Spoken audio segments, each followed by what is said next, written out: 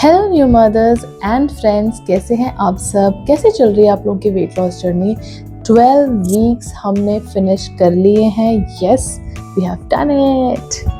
अब हमें ये डिस्कस करना है कि हमने क्या क्या अचीव करा है, किस तरह से हमारी वेट लॉस जर्नी गई है, फिटनेस चैलेंजेस क्या क्या हैं, क्या क्या अचीव करा, वो सब आपको मिलेगा बिल्कुल मिलेगा, बट मेरी नेक्स्ट वीक की वीडियो में, क्योंकि हमने क्लोज टू अबाउट 12 वीक्स में 84 डेज कंप्लीट करे हैं, जबकि मेरा चैलेंज था 90 डेज का। सो 6 डेज अभी भी बाकी हैं, हमें बहुत ज़्यादा कुछ नहीं होना है। 6 डेज हमें अभी भी कंप्लीट करने हैं।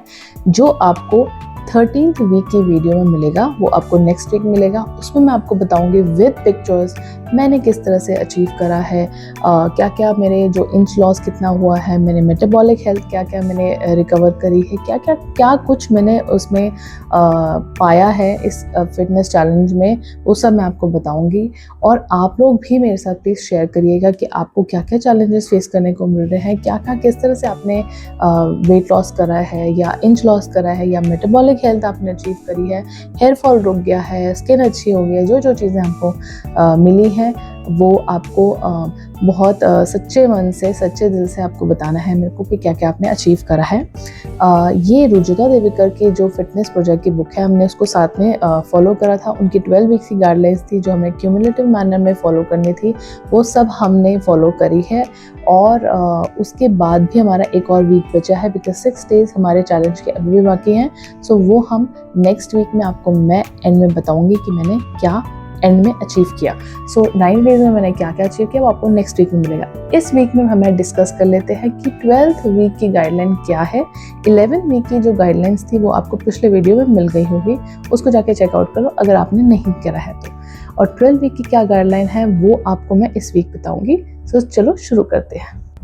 आगे चलने से पहले अगर आपने मेरे चैनल को सब्सक्राइब नहीं किया है तो अभी जाके सब्सक्राइब बटन पर क्लिक करो, प्रेस करो बेल आइकन पे, ताकि मेरी वीडियो की नोटिफिकेशन आपको टाइमली मिल सके।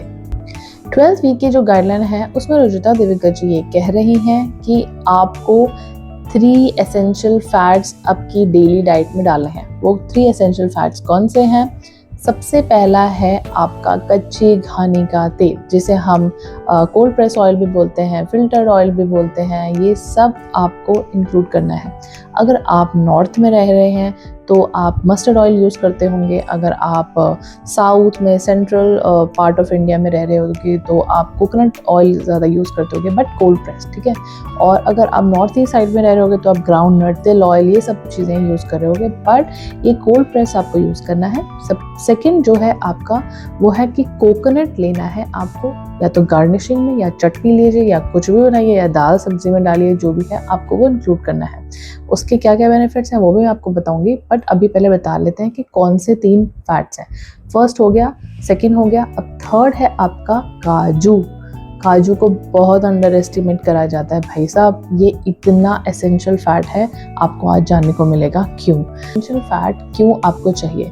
सबसे पहला जो रीज़न है, एसेंशियल फैट्स जो होते हैं वो क्यों ज़रूरी होते हैं? सबसे पहले विटामिन ए, डी, ई, के, ये विटामिन्स तभी आपकी बॉडी में अब्जॉर्ब होते हैं जब आपकी बॉडी में एसेंशियल फैट होता है। और क्यों चाहिए होता है एसेंशियल फैट? सबसे पहले बच्चों के लिए बहुत ज़रूरी है, हमारी जॉइंट्स के लिए बहुत ज़रूरी है, और हमारे जो कुछ हार्मोन्स हैं वो तभी प्रोड्यूस होते हैं जब फैट होता है बॉडी में। और आपके पीसीओडी के लिए भी बहुत ज़रूरी है, स्किन एजिंग के लिए बहुत ज़रूरी है, और डायबिटीज़ वाले, डायबिटीज़ वालों के लिए एसेंशियल फैट्स की ज़रूरत होती है बॉडी में। अगर फैट नहीं होगा तो आपके ब्लड शुगर कंट्रोल में नहीं रहेंगे, अनरेगुलेटेड रहेंगे, तो उसके लिए भी ये ज़रूरी होता है। अब हम बात कर लेते हैं कि कच्चे घानी का तेल हमें क्यों लेना चाहिए। आपको मैं बता चुकी हूँ कि कौन कौन से पार्ट्स ऑफ इंडिया में आपको किस तरह का तेल कच्चे घानी का यूज़ करना चाहिए। कहीं पे मस्टर्ड ऑयल यूज़ होता है, कहीं पे ग्राउंड नट होता है, कहीं तिल होता है, कहीं कोकोनट होता है। ये आपकी चॉइस है, आपके रीजन में क्या कौन सा कोल्ड प्रेस ऑयल चलता है, और आपकी दादी अम्मा कौन सा तेल यूज़ किया करती थी खाने में, वो ही आपको यूज़ करना है।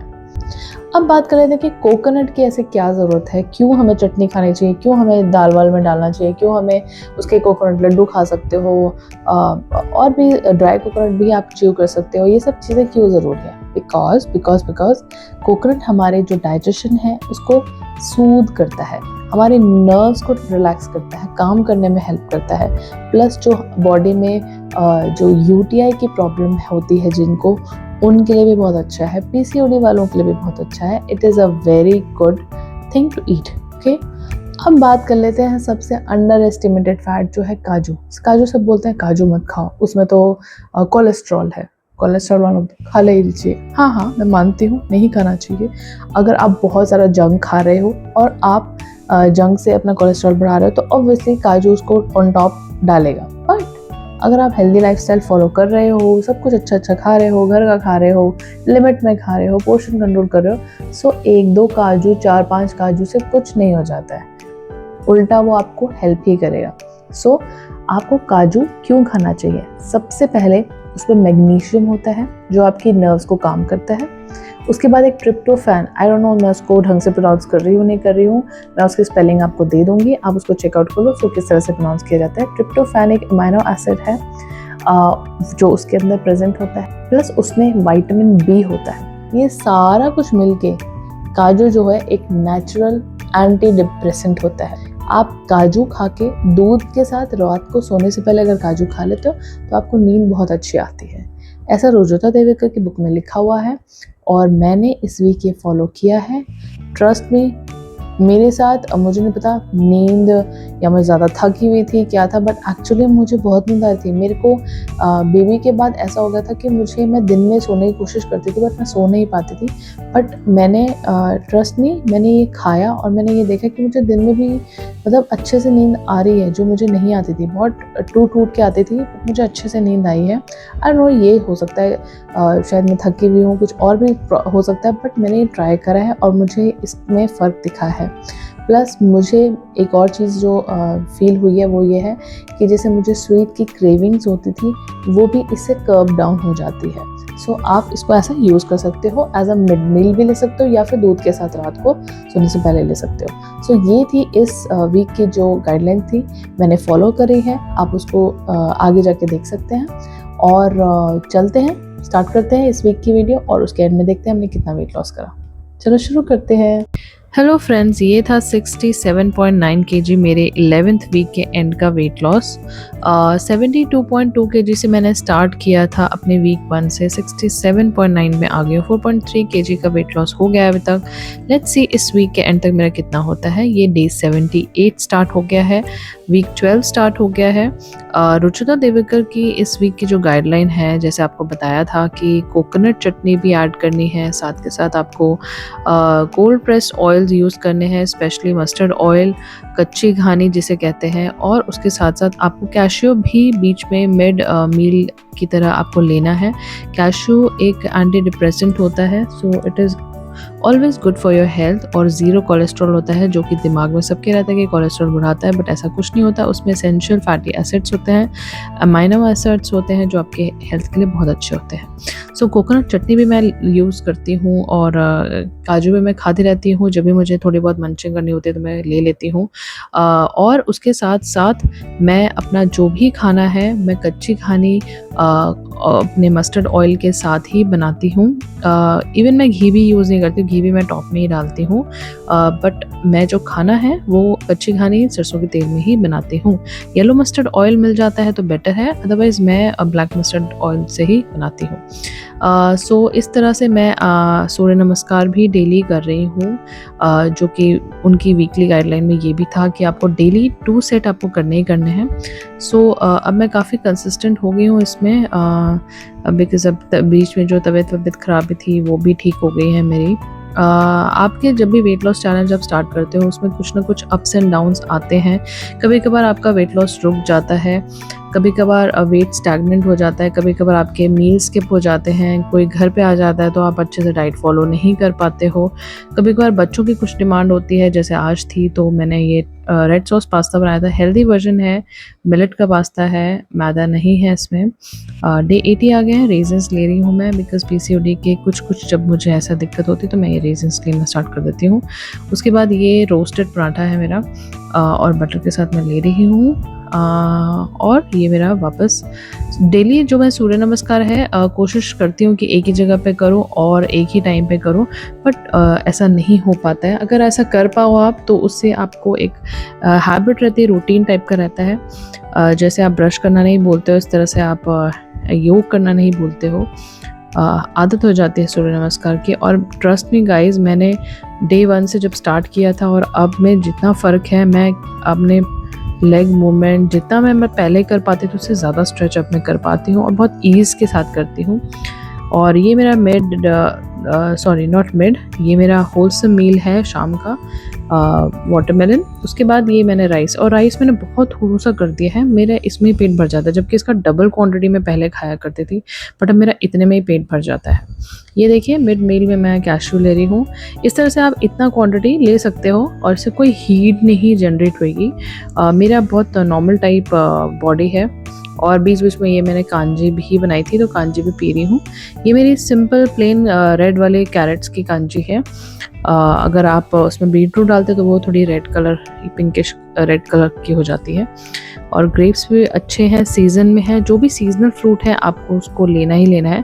मैं यहाँ देहरादून में रहती हूँ तो पालक भी सीज़न में है अभी तक, और जनरली यहाँ पर पहाड़ों से आता है तो पालक ऑल द टाइम अवेलेबल होता है। ये मैंने नट्स, और ये देखिए कोकोनट चटनी मेरी रेडी है, पराठे के साथ मैं ले रही हूँ।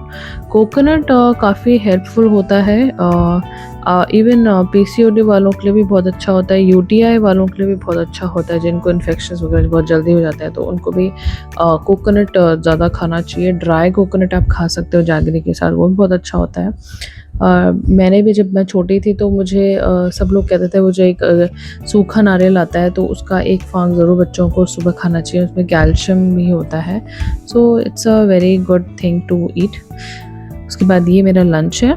जनरली मैं लंच से पहले सूर्य नमस्कार करती हूँ। I feel good when I do my योग इन दी मॉर्निंग, ज़्यादा मेरे को अच्छा लगता है। और उसके बाद ये मेरा कांजी में शाम को फ्रूट से कम 1 घंटा पहले मैं ले लेती हूँ, उसके बाद ही मैं फ्रूट लेती हूँ, बिकॉज मुझे लगता है कि उसका थोड़ा सा जो असर है वो होने दूँ, उसके बाद ही कुछ खाऊं पीऊँ, और खाली पेट लेना ज़्यादा अच्छा होता है कांजी को। और ये मेरा डे 83 आ गया है वापस अपने नट्स के साथ। मेरे बेटे को आलमंड ज़्यादा अच्छे लगते हैं सुबह, मुझे रेजिन्स अच्छे लगते हैं। और ये मेरा वर्मिचेली बनाया है, सूजी के साथ बनाया है, सूजी वाला वर्मिचेली है और साथ में वेजिटेबल्स वगैरह। उसके बाद वापस से मेरा सूर्य नमस्कार स्टार्ट हो गया है। इस वीक का जो गाइडलाइन है वो यही थी, हेल्दी फैटी एसिड्स आपको डालने अपनी, शामिल करने अपने डाइट में। जैसे आपका कोकोनट हो गया, कैश्यू हो गया, मस्टर्ड ऑयल हो गया, ये सब आपको इंक्लूड करने हैं, मैंने किया है। और अब हम धीरे धीरे अपने एंड की तरफ आ गए हैं, वीक 12 के एंड में आ गए हैं। बट जनरली मेरा जो चैलेंज था वो डे 90 का था, 90 डेज़ का चैलेंज था मेरा।